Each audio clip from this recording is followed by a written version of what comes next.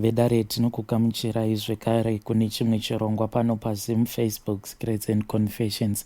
Tadzoka zvekare nemamwe messages. So pane imwe channel yandichaisa link yayo mudescription box zvekare nemucomment section.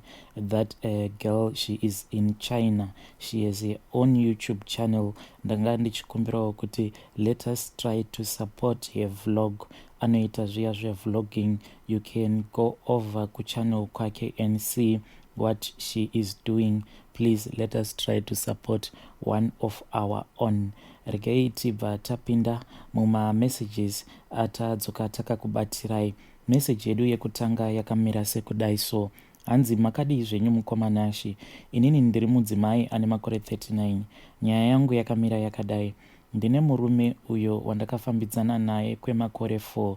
Zvakaitika ndaishanda pabasa paidiwa akaunti yekuti ndinge ndichizoorera mari yangu. Inini ndainge ndisinawo mapepa akakwana. Umwe wangu ndokubva andivhurira kadhi, ndikabva ndawanawo mukana wekuti ndinge ndichipindawo pabasa. Painge pari parestaurant. Murume uyu ainge ari management services yeparestaurant. Ndakabva ndatanga kuchengeta mari yangu. Mari yangu yainge ichingowanda irimo mukadhi riya. Tichifambidzana kudaro, murume uya akazochinja pokushandira. Inini basa rikabva razopera. Ndikabva ndati, mari zvandiinayo, regai ndipinde mutown. Svikei mutown muya kuzama kuburitsa mari, kadhi rikabva raramba kushanda. Ndakapinda mubank zvikanzi kadhi rakachinjwa nomuridzi. Mukomanashi, murume uyu ndakati ndamuudza kuti kadhi harina mari, akabva ati iye ndichakupa mari yako nokuti yakadyiwa muzvikwereti zvangu. Chinondirwadza nanhasi anyerere apa atova pilot. Ava kunditi usandinetsera mari isina kana basa. Ndibatsireiwo mukomanashi nekundisanganisa nevaya vakabatsira Amai vaitaura kuti ivo vainge vari rana.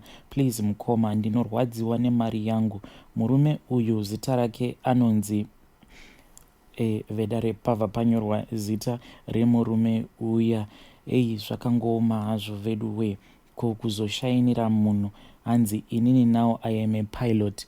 Mari dzako dzauri kutaura kuti ndakadya, that money is nothing to me. Ko kana isisiri mari kwauri, wadii wangodzosera mari yawakadya, mari isiri yako. Vedare zvakangooma hazvo vedu we. Please ngatitaurei navahanzvadzi vedu ava mucomment section. Regai tibva taenda panyaya yedu inotevera. Nyaya yedu inotevera yakamira sekudai: hanzi muri seiko mukomanashi, ndinokumbirawo kuti munge muchindikandirawo nyaya yangu mugroup nekuda kwekuti ndiri kurwadziwa. Inini ndiri musikana ane makore 24 years ekuberekwa. Ndinogarawo nemukomana wangu uyo wandakangosangana naye muno muJoni. Kana kuri kumusha kuZimbabwe, hapana anoziva kuti ndigere nemurume kuno kuJoni. Ininiwo kumusha kwavo hakuna anoziva kuti ndiri muroora wavo. In short, tingangoti tiri vanhu vaya vanonzi vari kungochaisana zvavo mapoto. Saka zvakazoitika ndezvekuti ndakabva ndazowanawo basa restay in. Izvi zvakaitika nezuro. Basa iroro ndakabva ndaudzwa kuti ndinenge ndichipiwa 3000 rands pamwedzi. Ndichibva ndatonzi kana uchida basa chitouya nhasi chaiye. So pandakati chiregedzai ndiende kunotora mabags angu uko kwandinogara nemurume uyu ndinge ndichienda kubasa, ndakabva ndaona kuti ainge atokiya door. Ndakabva ndatanga kumufonera kuti ange achidzoka akwanise kundivhurira door ndikwanise kumhanya kubasa. Zvinhu izvi zvakaitika kuma 2 p.m. Saka kubva na2 p.m. murume uyu akazodzoka kumba kuma 7 p.m. dzemanheru.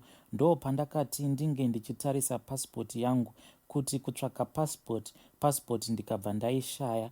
Anga atoiviga kare. Ndakarwadziwa mukomanashi, ndakachema, but murume uyu akazoburitsa pasipoti yangu kuma 9 dzemanheru. I couldn't go to work.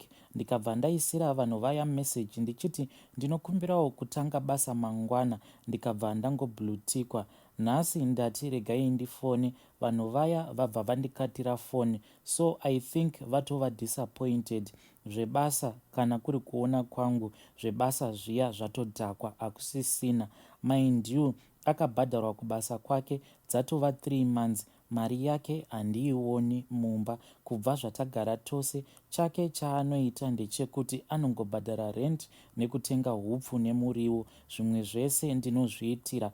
Even nyaya yepasipoti yangu payainge iri kumusha, ndakatomukumbirawo mari yaikwana iyo kuita 150 rands. Ndechiti ndinokumbirawo mari kuti pasipoti yangu ikwanise kuuya kuno nebhazi. Ndakati ndamukumbira mari iya, iye akabva andinyima mari. Handina pandinoitawo problem, akandibatsirawo, especially kana zviri zvinhu zvinenge zvichida kuti life yangu inge ichienderera mberi. Iye haandibatsiri. Ndinokumbirawo kuti munge muchindiposterawo nyaya yangu. Kana maposta, please ndibvunzireiwo mubvunzo uyu wekuti pane rudo here apa, kana kuti ndiri kungotambisirwa time nemunhu uyu. Vedare ndo message yandatumidzirwa nemwanasikana uyu. Please ngatimubatsireiwo mucomment section. Regai tibva taenda panyaya yedu inotevera. Hanzi mukomanashi, makadii zvenyu? Chitupa changu ndinokumbirawo kuti munge muchiisa kuseri. Yangu haisi confession but mubvunzo. Ndiri kuda kuti ndinge ndichienda kunoshandira kuUK mai manje, asi inini ndiri munhu anobhilivha mune zvechivanhu. So mubvunzo wangu ndewekuti nhai bute rinowanikwa here kana ndazosvika kuUK ikoko, uye ndinokwanisa here kuti ndinge ndichitakura bute iroro ndichibva naro kuZimbabwe ndichienda naro kuUK. Vedare ndo message yandatumidzirwa navahanzvadzi vedu. Ngativabatsirewo mucomment section. Munhu anenge achitotya kuti zvimwe kuda ndinozoti ndava paairport ndobva ndatosungwa, ndobva ndazvikanganisira mukana wangu wandinenge ndati ndawana. Please ngativabatsireiwo mucomment section. Regai tibva taenda panyaya yedu inotevera. Nyaya yedu inotevera yakamira sekudai. Hanzi mukomanashi, please hide me. Inini nyaya yangu yakamira so. Chimboisaiwo kugroup ndimbohwa pfungwa dzevamwe. Ndanetsekana naamai vangu inini mukomanashi. So ndakarorwa last year muna January. Now ndine mwana wangu hangu. Mwana uyu ane 2 months. Nyaya yangu yakamira so. Ivo amai vangu nyakundibereka vari kundiudza ivo vachinditi, siya murume unomudii zimukorokoza iroro, siya zimurume iroro udzoke, usiye mwana uendewo kuSouth Africa unoshanda. Mukomanashi, hongu murume wangu mukorokoza. Paakanditizisa haana kuita 2 weeks akabva atonobvisawo 500 US nemombe 2. Ndo zvaakakwanisawo. Inini naye tigere mushe. Anotsvakawo sezvinongoitawo vamwe varume vanenge vachizamawo kushandira mhuri dzavo. Saka shuwa ndongomuka ndoti murume handichadi pasina chaatadza here. Nhai vedu we kuSouth kwacho kwavari kuda kuti ndinge ndichienda, ndinoshaya kuti vanoda kuti ndinoitei. Hongu handiwani, asi murume wangu munhu uya wekuti kana akawana mari anomeka shuwa kuti andipawo pashoma kuti ndipe ivo amai vangu. Asi amai vangu munhu asingatendi vedu we. Chimwe chandinoona, sahwira wavo ane vana vake vari kuSouth, saka ndo kwavari kuwana pressure ikoko. Vana vasahwira vaamai vangu ivo vari kuSouth Africa pavanotumira zvinhu zvinenge zvichibva kuJoni, amai vangu vanobva vatanga kubatwa neruchiva vachitarisa zvinhu zvose zvavanenge vaona vasahwira wavo vachitumidzirwa nevana vavo vari kuSouth Africa. Saka vanobva vatanga kundikompeya upenyu hwangu hwandiri kurarama nezvishoma zvatinopota tichivaitira nevana vavo vavasahwira wavo uyu.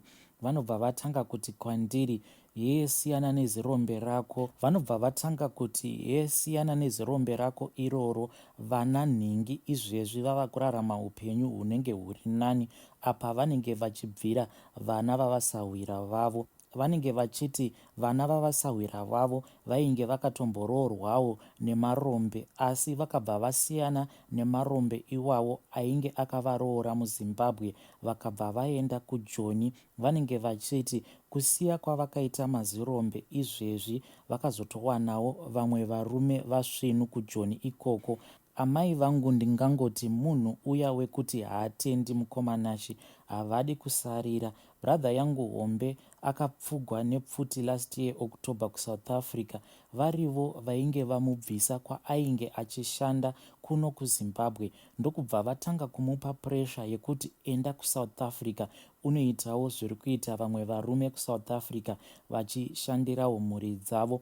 Bradha yangu akati aenda kuSouth Africa akazotouya kuno kuZimbabwe ava mukofini. Chinondirwadza murume wangu wavanoimba kuti zirombe, wavanogara vachingoimba urombe hwake, ndiye akaita kuti bhodhi yehanzvadzi yangu itakugwe kubva kuSouth, nekuti ipapo anga awana mari yainge ichiita iyo $4,000 kumakomba kwavo. Akabva ati hazvichaite kuti tinge tichivaka ivo tsano vasina kuvigwa. Akabva abvisa mari yose iyoyo yaainge awana, asi ivo amai vangu munhu wekuti havatende. Nhasi vava kumuti irombe, asi vakanganwa kuti mari yaainge abata kumakomba akasacrifica kuti mari iyoyo inge ichishanda kuti mwana wavo akwanise kuuya kuno kuZimbabwe.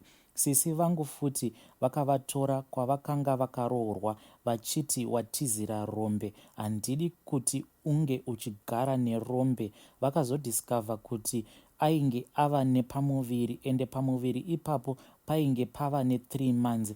Amai pavakazoona kuti Sisi vaiva nepamuviri paiva ne3 months ende Sisi vanga vatobviswa pamurume, amai vakabva vazoita zvinhu zvekuti mimba iya yaSisi inge ichibva. Amai ndo vakabvisa Sisi mimba ende Sisi vakatopotsa vafa vachibviswa mimba. Chibereko chakasvika pakuita green. Vakabva vapa zvekare Sisi pressure yekuti vange vachienda kuSouth Africa. Ivo Sisi vakaenda, now vakadzoka vangova murwere, nekuti vari ikoko vakazobatwa nechirwere chiya cheshuramatongo, zvekuti unongoona kuti apa utano hapana apa. Ndoshaya kuti ndiamai rudzii vanoda kuti tinge tichipera tose. Handichazivi kuti zvimwe kuda ndipo pane chido chavo chekuti tinge tichipera tose here. Shuwa vanochiva zvepanext door. Amai vangu havagutsikani. Please hide me mukomanashi. Hei, zvakangooma hazvo veduwe. Saka chibereko kana chazosvika pastage yekuti chinomboita green, chinokwanisa here kuzotakura vana zvekare? Hei, zvakangooma hazvo veduwe. Asi ngatitaurei navo mucomment section. Regai tibva taenda panyaya yedu inotevera. Nyaya yedu inotevera yakamira sekudai. Hanzi, how are you Nashi? I don't know if you still remember me. I once sent you a message saying kuti inini I was planning kuti when my cousin sister paanochata paya pobva pazosimuka his ex-boyfriend's girlfriend so that she can feel the pain. Well, unfortunately, when we traveled to Zim from overseas, the plan didn't go according to plan. Musikana uya ainge akambodanana nahabi wa cousin akazoita pull out of the deal at the last minute. Yet inini natete we had given her 700 US. Mind you, I just changed the currency so as to remain anonymous. Okay, so when we arrived back home, we met with the girl but takasangana naye kumba kwatete. She gave us the pictures vari kulodge nahabi wa cousin sister. Mind you, habi uyu wa cousin sister ndiye ainge akatanga kuenda kuZimbabwe isusu tisati tatevera, achiti ari kuda kumboenda kunoita mapreparations, but I knew kuti kumhanyira kwaainge achiita kuZimbabwe ainge achitopiwa pressure nemusikana wake uya wekudhara ainge achimuudza kuti usati wachata I want to see you. Zvese izvi tainge takatozvironga, but habi uyu wacousin sister hapana kana chaanomboziva kuti it was just a setup. Kkkkk lol. Apa ndini ndakatobhadhara mari dzacho dzavainge vachishandisa kumalodge kwacho ikoko. I have the pictures hangu. Unfortunately, on the wedding day, musikana uya akabva aramba kusimuka kuti ange achitaura mascandals iwawo ose avakaita just before the wedding, kuti iye igirlfriend yahabi wacousin sister like we had planned to do. After the wedding, I thought kuti oh well, revenge yainge yaramba, but lol, vanhu vakazotanga kuita manyoka, saka ndakazoti ndatova back overseas mukuzonotaura nekuseka navatete. She said ivo tete vainge vakadira hanzi 500 grams dzesoda murice, another 500 grams mubeef. Lol, vanhu vakaita kudurura soon after that wedding. Apa I'm still waiting hangu kutaura nabankuru like habi wacousin sister yangu. I'm just waiting kuti ndizoita a discussion navo about his girlfriend. Ndiroda kunzwa kuti vanoti kudii nescandal dzese dzavakaita, thinking kuti zvese izvozvo vakazviita in secret. Ndakangomirira kuti kana kahoneymoon kavo kapera, lol, zvimereji zvenhema. Hey, vedare ndo confession yavahanzvadzi vedu panga pakatoiswa nezvima-emoji zvakangooma hazvo vedu we. Hey, please ngatitaurei naye mwanasikana uyu mucomment section. Vedare ndo mamessages andanga ndakakubatirai. Ngatisanganei zvekare mune zvimwe zvirongwa zvinotevera.